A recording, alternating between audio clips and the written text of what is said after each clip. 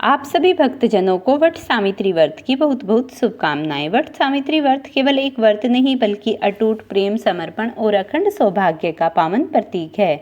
जिस तरह माता सावित्री ने अपने पतिव्रत धर्म, बुद्धि और अग्र विश्वास से यमराज जी से अपने पति सत्यवान के प्राण वापस किए, उसी तरह यह व्रत हर सुहागिन स्त्री के जीवन में सुख, सौभाग्य और पति की दीर्घायु का आशीर्वाद लेकर आता है।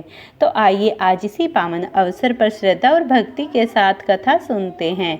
वट सावित्री व्रत की है पवित्र और मंगलकारी कथा। पौराणिक कथा के अनुसार एक बार मनु जी ने मत्स्य भगवान से पूछा, प्रभु, पतिव्रता स्त्रियों में कौन श्रेष्ठ है? किस स्त्री ने मृत्यु को पराजित किया है तथा मनुष्यों को सदा किस सती नारी का नाम उच्चारण करना चाहिए?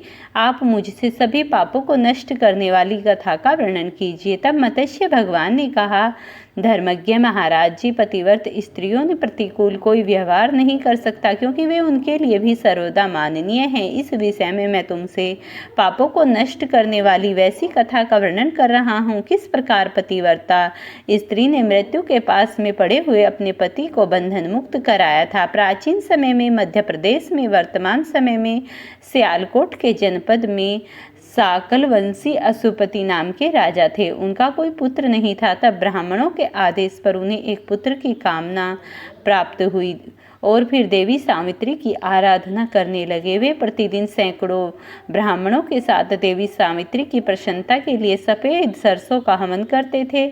10 महीने बीतने पर चतुर्थी तिथि को सावित्री देवी ने प्रसन्न होकर राजा को दर्शन दिया।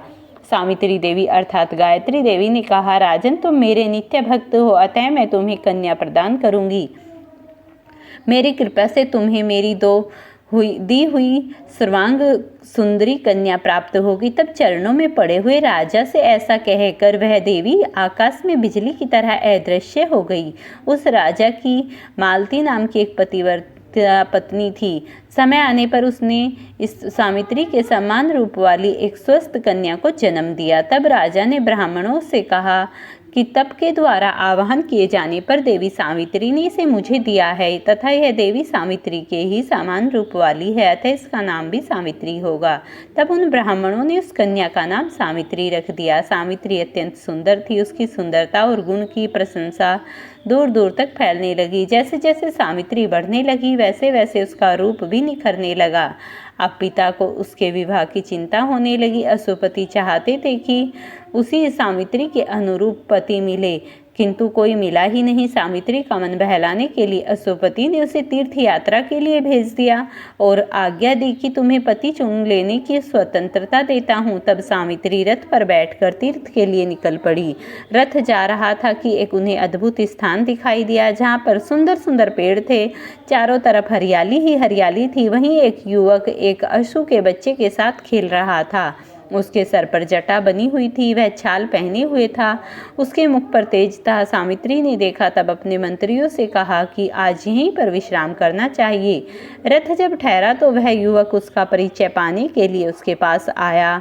जब उसे पता चला कि वह तो राजकुमारी ही है तो उन्हें बड़े सम्मान से अपने पिता के आश्रम में ले गया। उसने यह भी बताया कि मेरे माता पिता दृष्टिहीन हैं। मेरे माता पिता किसी समय साल्व देश के राजा थे। वह इस समय यहाँ तपस्या कर रहे हैं और मेरा नाम सत्यवान है। दूसरे दिन सावित्री घर लौट गई और बड़ी लज्जा तथा शालीनता से उन्होंने सत्यवान से विवाह करने की अनुमति मांगी। राजा अशुपति बहुत प्रसन्न हुए कि सावित्री को उसके अनुरूप वर मिल गया, किंतु बाद में ज्योतिषों से पता चला कि सत्यवान की आयु तो बहुत ही कम है और उसकी तो अब केवल 1 वर्ष की ही आयु शेष है। तब यह सारा कारण जानने के बाद सावित्री देवी ने पिता को बहुत दुख हुआ। उन्होंने अपनी पुत्री को सब प्रकार समझाया कि ऐसा विवाह करना जन्म भर के लिए दुख मोल लेना है। सावित्री ने कहा, पिताजी, मुझे इस बंधन में आपसे कुछ कहते हुए संकोच और लज्जा का अनुभव हो रहा है। मैं विनम्रता के साथ यह निवेदन करना चाहती हूँ कि आपसे ही तो मुझे वर चुनने की स्वतंत्रता दी थी। मैंने पति के रूप में सत्यवान को चुन लिया और अपनी बात से हटने तो आदर्श का अपमान होगा और युगों युगों के लिए अपने तथा परिवार के ऊपर कलंक लगाना होगा।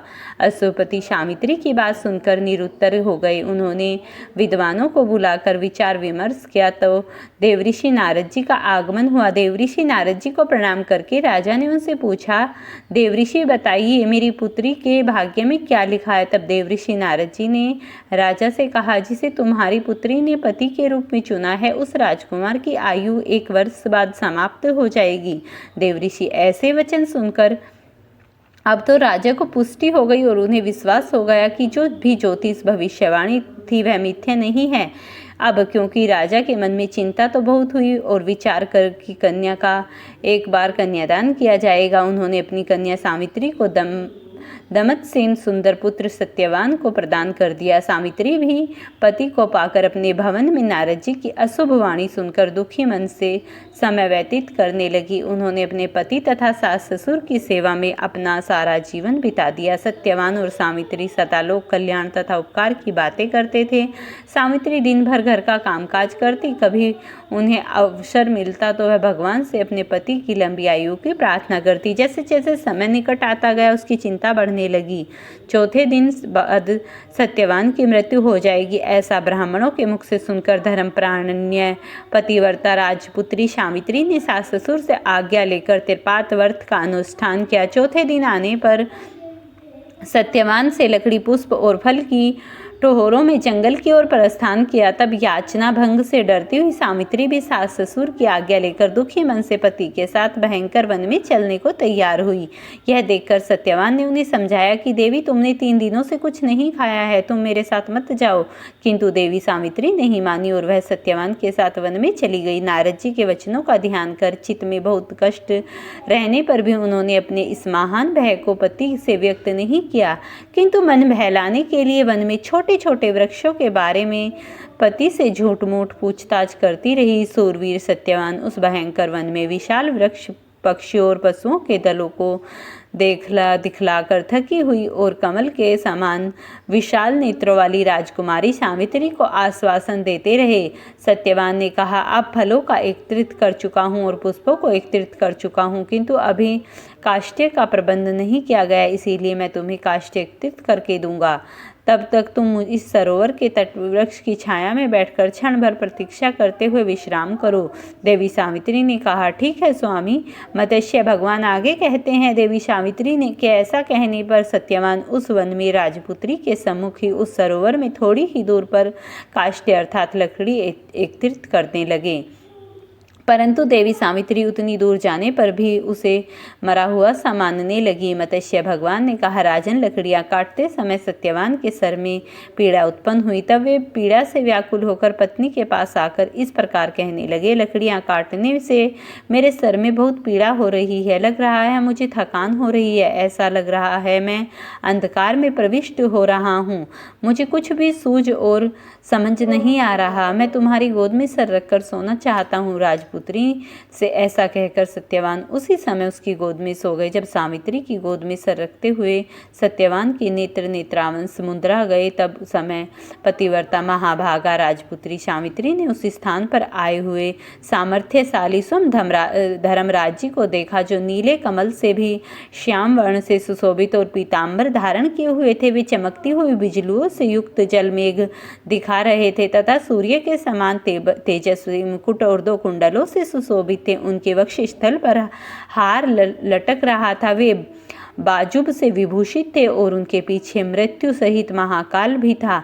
धर्मराज ने उस समय पहुंचकर वहां पर सत्यवान के शरीर के अंगूठे के परिणाम वाले पुरुष को पास में बांधकर अपने अधीन किया और उसे खींचकर शीघ्रतापूर्वक वहां से दक्षिण दिशा की ओर प्रस्थान किया। तब आलस्य रहित होकर सावित्री देवी पति को प्राण रहित देखकर जाते हुए यमराज जी के पीछे पीछे चल पड़ी और कांपते हुए हृदय से अंजलि बांधकर धर्मराज जी से बोली। धर्मराज जी बोले, माता की भक्ति से लोक, पिता की भक्ति से मध्यलोक और गुरु की सेवा से ब्रह्मलोक की प्राप्ति होती है। जो इन तीनों का आदर करता है उन्हें मानो सभी धर्मों का पालन कर लिया। जिसने इन तीनों का आदर नहीं किया उसने सारी क्रियाएं निष्फल हो जाती हैं। जब तक यह 3 जीवित रहे तब तक किसी अन्य धर्म के पालन की आवश्यकता नहीं है। उनके प्रिय एवं सुख के कार्यों में तत्पर निरंतर नित्य सेवा करनी चाहिए। उनकी आज्ञा में यदि कोई दृढ़ता से स्वीकार करनी पड़े तो वह मन, वचन और कर्म उन्हीं के द्वारा निवेदित कर देना चाहिए।